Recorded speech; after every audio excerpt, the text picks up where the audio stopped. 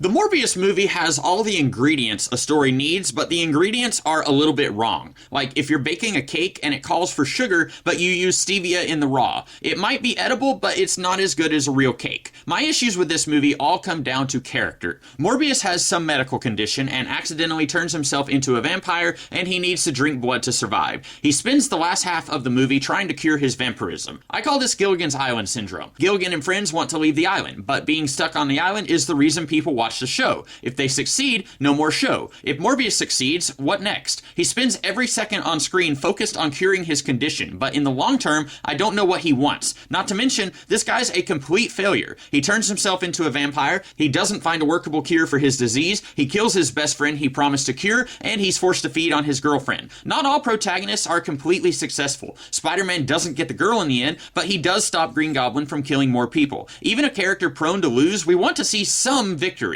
Then there's the villain, a childhood friend suffering from the same condition. Morbius found a cure, but it's a double-edged sword. Daemon Targaryen doesn't care, so he takes it. But that still leaves us with an hour of movie, so what motivates him for the rest of the film? He wants Morbius to accept his vampiric nature. I'm not sure why he's fixated on this. You've only known Morbius as a vampire for 3 minutes. He's mad at Jared Harris, who worked at the hospital, and claims Jared favored Morbius over him. We've got 3 separate motivations for this guy. Wanting to be cured makes sense, but like Morbius's motivations, it's very limited and can barely carry him through the first act. Then there's love interest. The only time I found her interesting was when she was sarcastically eating Jell-O. Not a joke, she was kind of funny here. She's helping Morbius find a cure, but 3 minutes before she dies, she starts making out with Morbius, even though I sensed no sexual chemistry between them before this. Prince Charles teases Morbius about her, Kissing, so there's a promise these two are into each other and a payoff, but no progress. This is where a longer runtime might have been beneficial. Scenes like MJ and Peter chatting in the backyard remind us they're humans and not just superhuman. But we don't have time for this in an hour 45. You'd be forgiven for being as confused as I was when they start tongue jousting. But they want pathos when Morbius is forced to feed on her. So they rush a romance right before she dies. But most of us already felt bad for Morbius, and since this is over 2/3 into the movie, if we're not rooting for him by now, rushing a romance that's immediately killed won't do what you think it will. Like Uncle Ben, her death propels our hero into action. But Uncle Ben usually dies at the end of Act 1, and our protagonist transforms into a better person as a result. But in Morbius, we don't have much time to witness character transformation. Even if Morbius is transformed, I'm not clear on how. His main goal is still to cure his vampirism and McGregor syndrome. He hasn't solved his dilemma of needing human blood to survive. He never shows interest in fighting crime. He beats up some thugs because he needs their lab for his research. This isn't a superhero movie, it's a horror sci-fi flick, like The Wolfman. If they make Morbius 2, unlikely, it'll be weird if they try to pivot into more of a superhero thing, since this one wasn't that.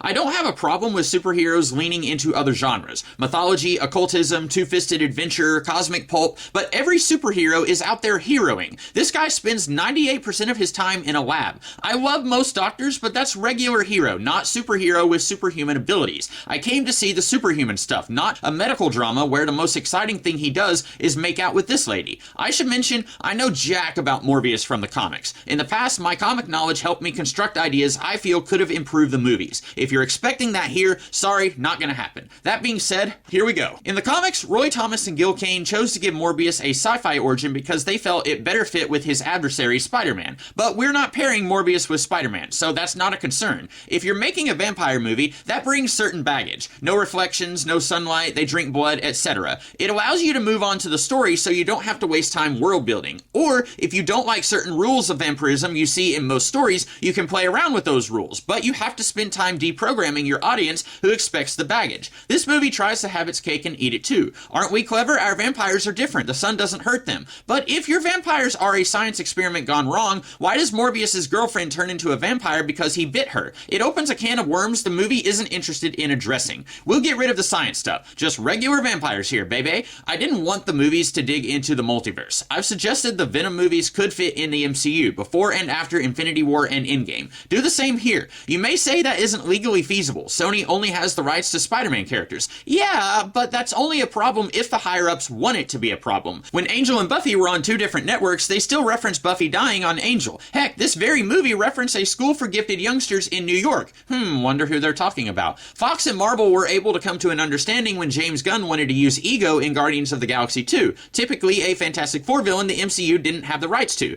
but it worked out fine. I think Sony and Marvel could say these movies take place in the same world, you're not going to see Captain America showing up in Venom or Morbius. We all like making money, so this is set in that world. Let's move on and tell our story. This keeps things simple for when we might someday see that Blade movie teased in the Eternals. Provided Sony can get permission, we will use Baron Blood, typically associated with the Captain America comics, but I'm going out on a limb and saying the MCU isn't interested in using Baron Blood for Captain America New World Order. We'll use him here, but if the name Baron Blood sounds too silly, I mean sillier than Morbius, call him by his real name. There's many Baron Bloods, use any of them. Probably not Doctor Strange's brother. Man, what is it with the Strange men having horrible car accidents? Did their ancestor visit some terrible wrong on Henry Ford and he cursed their family? Baron Blood isn't the worst of the vampires. That would be Zaris. In the comics, he is the son of Dracula. I figure mentioning Dracula by name is a bridge too far, but you can say this is the man the myths were based on. Maybe his name was Dracula and he changed it because that dang book doxed him and now everyone knew where he lived. You'd have to be subtle, a word I'm not sure anyone at Sony knows, but it could be done. Zaris walks past a painting of Vlad Tepes, but it remains unspoken, that kind of thing. Vampires have a pretty vicious society. When they're not being killed by the Daywalker, they're warring with each other. If you've ever wondered why they don't all team up and take over the world. When you're nearly unkillable and you get used to killing others to survive, you get a bit of an ego boost. I'm a living god, what's to stop me from taking over humanity? But other vampires might not want that. You get too big for your britches, that endangers the rest of us. Better to keep a low profile. And maybe I want to be in charge someday, but I need to buy my time, get stronger. If you were just turned into a vampire, you're not as strong as some 1,000-year-old. Lots of blood feuds, no pun intended, keeping most vampires busy. Zaris sees Baron Blood as a threat. He's relatively young, but he's pretty powerful, and he wants to step into the light, metaphorically. Zaris cannot allow that. He's playing the long game. Eventually, he will rule this planet, but the time isn't right, so anyone who steps out of line, he hunts them down and deals with them, convincing any of their potential followers that Zaris is the real lord of the vampires.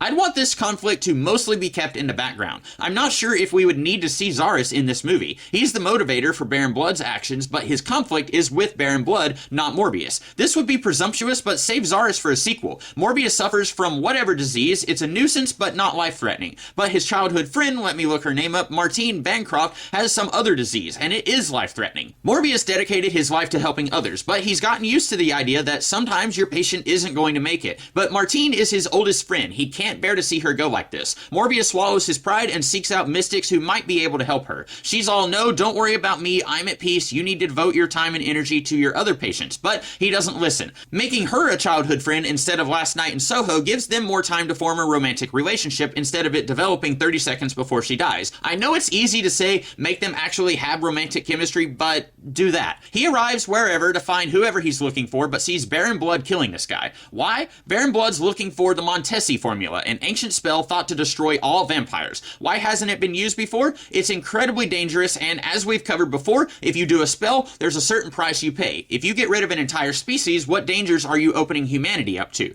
Baron Blood wants to weaponize the formula against specific vampires. Even if it doesn't work, if he can bluff Zaris and his followers that it does work, that might give him enough of an edge until he can build his power base and make a move. Morbius doesn't know what's going on, but he tries to stop Baron Blood, and Blood feeds on him. But the Mystic was able to wound Blood, so some of his blood makes it into Morbius as he is feeding on him. It's an accidental siring. Hey, we've seen that before. From here, you deal with a lot of the stuff the movie did. Morbius trying to save his girlfriend, this other vampire telling him to abandon his humanity, but you get more time to deal with it since we're still in the end of Act 1. A vampire can kind of sense any vampires they sire, so Baron Blood will realize he's probably created an adversary for himself. This explains why he's spending so much time as Morbius' shoulder devil. He can sense through their special bond, I killed a guy who's important to you for some reason, so he doesn't want Morbius coming after him, or worse, joining Zaris. The movie kind of makes Skynet sympathetic. He wants a cure, and his friend says no. Hey, we've seen that before. But once Pride, Prejudice, and Zombies, I'm running out of Matt Smith's role, send help, becomes a vampire, any sympathy he had goes out the window. I'd love to keep Baron Blood's menace, but show he has a softer side. His family died in the Blitz, and he had nothing left to live for. But another vampire, not Zaris, turns him into a vampire because he thinks it would be funny. He wanted this life, no pun intended, about as much as Morbius does. He's not just trying to get this guy to help him fight Zaris, but he also feels bad for him.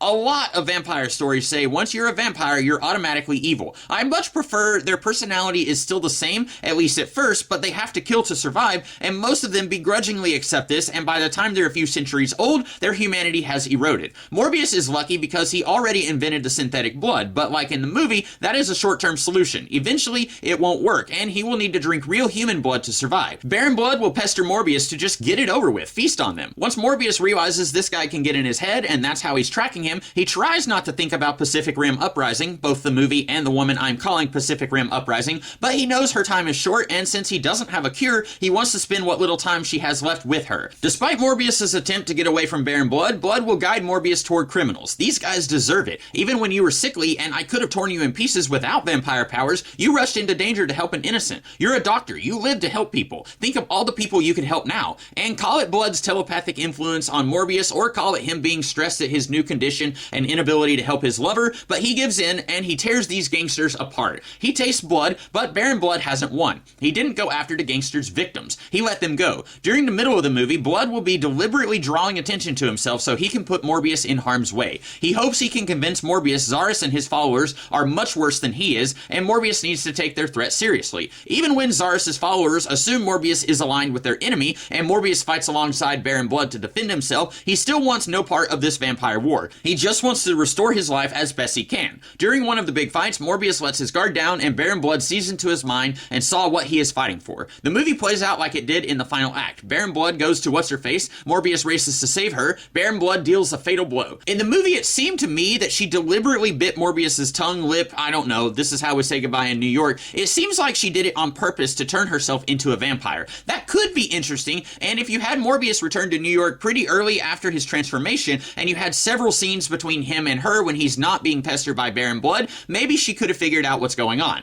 With his girlfriend seemingly dead, Morbius takes the fight to Baron Blood, etc., etc., etc. Baron Blood dies, maybe in a very public fashion, so now Morbius is on the run. That keeps the conflict pretty cut and dry, just Morbius and Baron Blood, but the second movie can complicate things a little with Morbius trying to hide from the law while not hurting them. He only wants to go after the evil people, and on top of the feds trying to find him, Morbius has now attracted the attention of Zaris. If Baron Blood was pretty powerful at about 100 years old, give or take, and Morbius was able to kill him, Zaris does not want to risk Morbius coming after him. Post-credit scene. I hate these. We've already had a version of the Sinister Six in the actual No Way Home and a non-multiversal version in my pre-write of No Way Home, so no need to drag Morbius into that. Maybe way down the line you could have another appearance of the Six with a different lineup, but pace yourself. Really establish your corner of this universe before you do that. So instead of Adrian Toomes, we would have Eddie Brock. He's fully committed to being a lethal protector, and he just saw a world-famous doctor kill a dude on screen and is now wanted by the FBI. As far as he's concerned, Morbius is a villain and is fair game to be hunted down. These two could fight in Venom 3, which I'm sure would make boatloads of money with how much, for some reason, people love the Venom movies. And that's that. Not perfect. In a more fleshed out draft, I'd want to give the girlfriend more to do, but this was already running way too long. But I think it fixes most of the problems I had. Matt Smith's motivation makes more sense now and isn't shoehorned in because his previous motivation is null and void.